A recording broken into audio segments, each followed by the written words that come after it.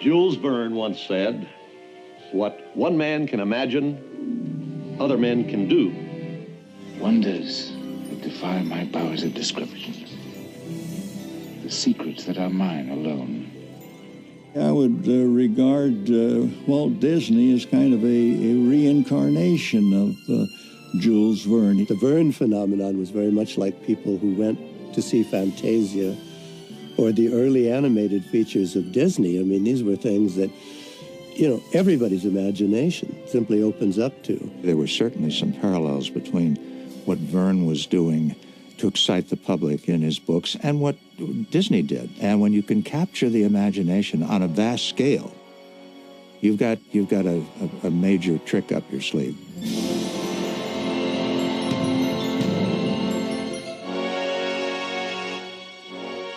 Two men, two centuries.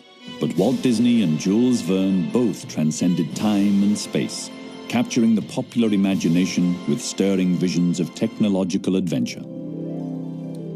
I think when we hear the name Jules Verne, we think of 20,000 Leagues Under the Sea. Thanks to the Disney film, probably that's one of the reasons why we think of it first, but also From Earth to the Moon, Around the World in 80 Days. All published under the banner of The Extraordinary Voyages. That banner was used on his publications, both fiction and nonfiction, throughout his entire writing career.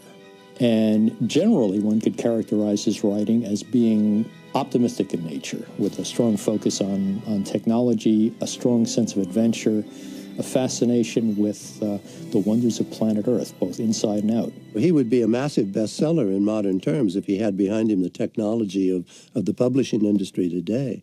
So you would have to compare him with a phenomenon like Stephen King, who is in every newsstand and in every supermarket. The fallout of the Industrial Revolution was science itself. The new technologies, the new things that were allowing us to make all these great new machines, and Verne was very interested in that. And so notions about maybe we could get to the moon, maybe we could go under the sea, maybe we could explore down to see what was in the middle of the planet. In France, at the time of the American Civil War, there was still a feeling that technology would lead to lots of great effects. And Verne tapped into that, and he became the acolyte of that faith. The kind of novel that Verne wrote, you call them encyclopedic novels. They were novels that appealed to the middle class because the middle class could read them and feel they were learning something. And Verne's 20,000 Leagues Under the Sea is a book in which you learn everything there is to know about oceanography. Imagination is one thing, but when you combine it with some scientific basis and technological basis, you really have something. Verne wasn't a scientist, but he fully understood the public's fascination with new technologies of discovery and adventure. His voyage extraordinaire began with 5 weeks in a balloon, and was quickly followed by Journey to the Center of the Earth, another international sensation. Almost overnight, the name Jules Verne became synonymous with worlds of wonder and imagination. Verne is still the most reprinted French author of the 19th century. The University of California, Riverside is home to the world's largest research collection of science fiction and fantasy. Original editions of Verne are among its most valuable holdings. Many of these books at this time had rather drab covers. After all, you didn't have all of the graphic design capability that you have today. But this one is really quite extraordinary, with its gold rocket ship fired at a gold embossed moon on this. But somehow the iconography of science fiction caught on. Rocket ships, amazing machines, fabulous vehicles, all this sort of thing creates a desire to generate cover art. And this is the first edition of the Round the World in 80 Days, Le Tour du Monde en 80 jours. Again, profusely illustrated with all kinds of engravings, almost on every 3 or 4 pages. As you turn the page, you see many engravings. Verne's novels were some of the first fully illustrated novels, but the high culture writer like Flaubert wanted no illustrations. Verne wanted profuse illustrations. If I have invented a machine, I want people to know what that machine looks like. One of Verne's most popular novels was From the Earth to the Moon, a story so well imagined that some readers actually believed the trip had taken place. Jules Verne was a kind of a time traveler. He sent men to the moon long before it happened, and actually was so nearly accurate that when we first flew to the moon, it was practically from the spot that he had predicted in his story. He chose a launch site less than 100 miles from Cape Canaveral. That's, wow, dead on. He had us going up there basically in a large bullet shot out of a cannon. What's odd is that we now do have people doing experiments with very long cannon as ways of getting small packages into orbit. So eventually the Vernian image will be made true, but you won't be sending people that way. Well, Jacques Offenbach, the composer in 1875, was inspired to base an operetta on a voyage to the moon. So he composed the music for this, and it was quite an extravaganza. The future was going to be fun. You could sing about it. You could dance to it. That's an important message. Jules Verne also lived to see a light-hearted film adaptation of his moon voyage by another French visionary, Georges Méliès. Méliès was a magician turned filmmaker. He's credited with having discovered most of the techniques of special effects. And to audiences of 1902, it must have been a marvelous film to see. Even for those who've never seen A Trip to the Moon, everyone knows that wonderful, iconic image of the man in the moon grinning and having his eye pierced by a projectile. In the early part of the 20th century, motion pictures made rapid strides, and Jules Verne's legacy was soon continued on the screen. Well, in 1916, Universal Pictures produced a picture based upon 20,000 Leagues Under the Sea. They had perfected a kind of a photosphere, which allowed room for a cameraman and a huge glass. They shot in the Bahamas, interestingly, near Nassau, because of the clarity of the water and because of the light. And of course, the audiences were just amazed and astounded because seeing undersea photography was a big deal then. Astounding innovations took place in film technology during the 1920s. Among those who best understood the creative potential of film was a young animator from the Midwest named Walter Elias Disney. Well, Walt Disney, of course, was one of many people who were making animated cartoons in the late 20s. And they were somewhat rough-hewn and simplistic by today's standards. But I would say that Disney, certainly far and above any of the others, had visions, and it was always looking ahead and what can we do now and how can we improve. And he always thought about embracing a family audience. He wasn't just after the kid market. In fact, he said, you know, my movies are made for the child in perpetuity in all of us. After raising animation to undreamed-of heights in the 1930s and 40s, Disney turned his attention to live-action films. And he now thought, let's do a biggie. And he was intrigued by Jules Verne, obviously, because Jules Verne had this imagination which Disney could relate to. He and Walt Disney were both self-taught men who learned a great deal, mastered technical material, and brought it to the common man. And therefore, they were a natural team to work together across the centuries. However, when we decided to make a picture out of this classic story, we soon discovered that the imagining was much easier to do than the doing. Verne's sprawling narrative posed particular problems for a screenplay. 20,000 Leagues Under the Sea, if you read it, is not an exciting adventure. It's a fascinating compilation about oceanography in which, here and there is about 75 pages of adventure. Shrewd man that he was, Disney would seize on the elements that he thought would appeal to a vast number of people. He added Esmeralda, the trained seal, who of course was not in Verne and had some slapstick moments. He added a song, A Whale of a Tale, which, needless to say, was not in the original. Got a whale of a tale to tell you, lads, a whale of a tale or two, about the flapping fish and the girls I've loved on nights. But perhaps the film's biggest challenge was to convincingly portray Verne's enigmatic anti-hero, Captain Nemo. Captain Nemo, you know, is neither villain nor hero, which is what makes him interesting. because he is a complex character. With Captain Nemo, it's not really a mad scientist, it's a mad politician. It's somebody who has a social vision, a vision of the way the world ought to be, but it's too dangerous. Disney knew that that character had to be a solid actor. In fact, he had been thinking of Ralph Richardson, the British actor. And he knew that he just couldn't get somebody. He wanted a person of some substance and depth to play this character. And James Mason was marvelous in that picture. Imagine what would happen if they controlled machines such as this submarine boat. Far better that they think there's a monster and hunt me with harpoons. Captain Nemo's mode of transportation was probably about the coolest thing anybody's ever seen anywhere, and that's the Nautilus, of course. Jules Verne's original Nautilus was a smooth, futuristic vehicle, but to convey a sense of the 19th century to mid-20th century audiences, the Disney Nautilus, designed by Harper Goff, was an ironic combination of the new and the old.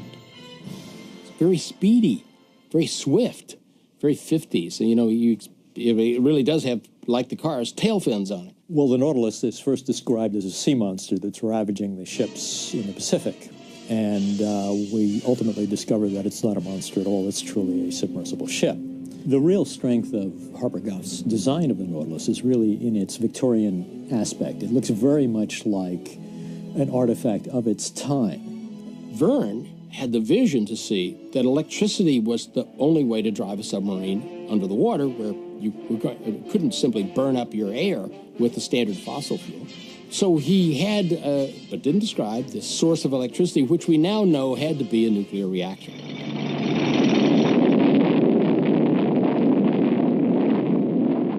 "84 years earlier, Verne's novel was a publishing phenomenon. Now it was one of the most eagerly awaited films produced by Hollywood. I didn't know really what I was going to see. I wasn't sure, and I was blown away. I mean, as soon as that screen opened and it was in CinemaScope, I just went, wow. And then when you first saw that boat, you know, the submarine and stuff, I was hooked from there on. And those were the days where you could stay in the theater. And I sat there and I saw the film 3 times. You had a beautifully orchestrated campaign going on. And as a result, the interest in this film, even before it opened, was considerable.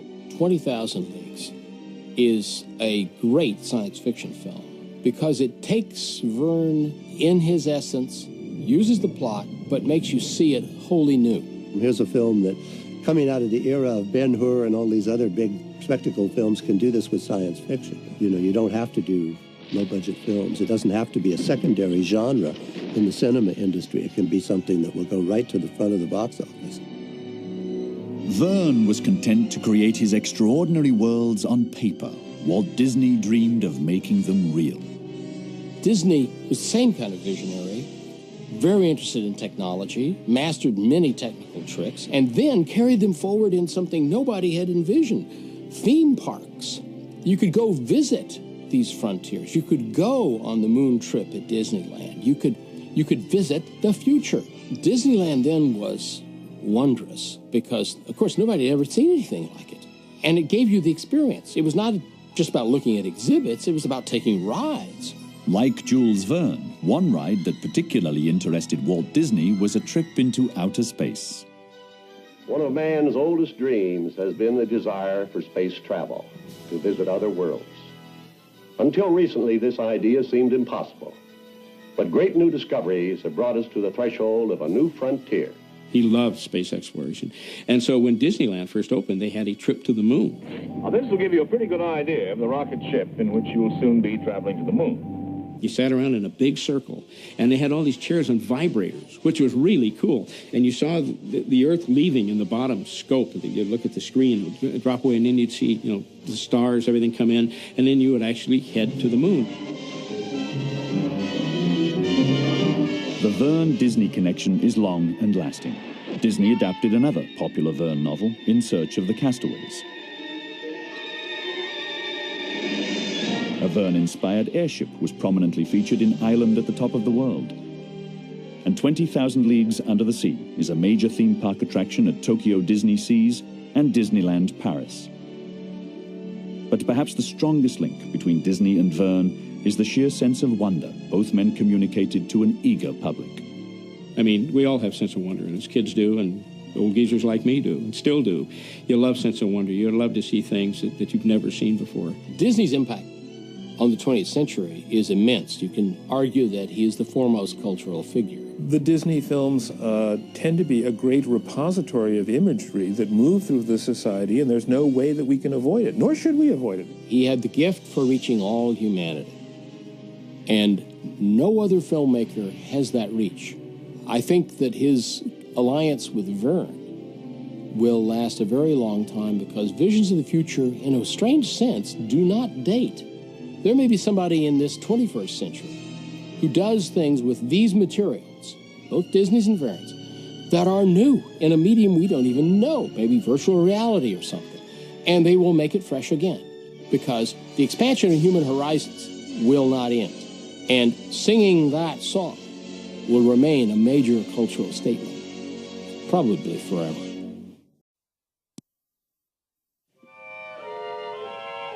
Jules Verne once said, "What one man can imagine, other men can do." Wonders that defy my powers of description. The secrets that are mine alone. I would regard Walt Disney as kind of a reincarnation of Jules Verne. The Verne phenomenon was very much like people who went to see Fantasia or the early animated features of Disney. I mean, these were things that, you know, everybody's imagination. Simply. The name Jules Verne, we think of 20,000 Leagues Under the Sea, thanks to the Disney film. Probably that's one of the reasons why we think of it first, but also From Earth to the Moon, Around the World in 80 Days. All published under the banner of the Extraordinary Voyages.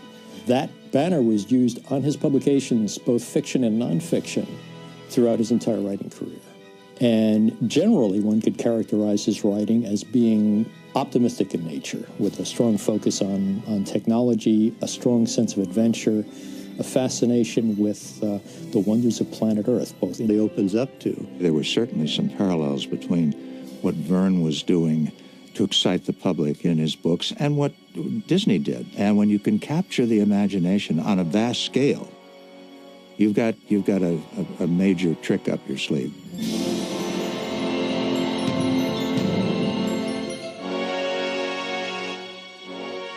Two men, two centuries. But Walt Disney and Jules Verne both transcended time and space, capturing the popular imagination with stirring visions of technological adventure. I think when we hear Inside and Out, he would be a massive bestseller in modern terms if he had behind him the technology of the publishing industry today. So you would have to compare him with a phenomenon like Stephen King, who is in every newsstand and in every supermarket. The fallout of the Industrial Revolution was science itself. The new technologies, the new things that were allowing us to make all these great new machines, and Verne was very interested in that. And so notions about maybe we could get to the moon, maybe we could go under the sea, maybe we could explore down to see what was in the middle of the planet. In France, at the time of the American Civil War, there was still a feeling that technology would lead to lots of great effects. And Verne tapped into that, and he became the acolyte of that faith. The kind of novel that Verne wrote, you call them encyclopedic novels. They were novels that appealed to the middle class because the middle class could read them and feel they were learning something. And Verne's 20,000 Leagues Under the Sea is a book in which you learn everything there is to know about oceanography. Imagination is one thing, but when you combine it with some scientific basis and technological basis,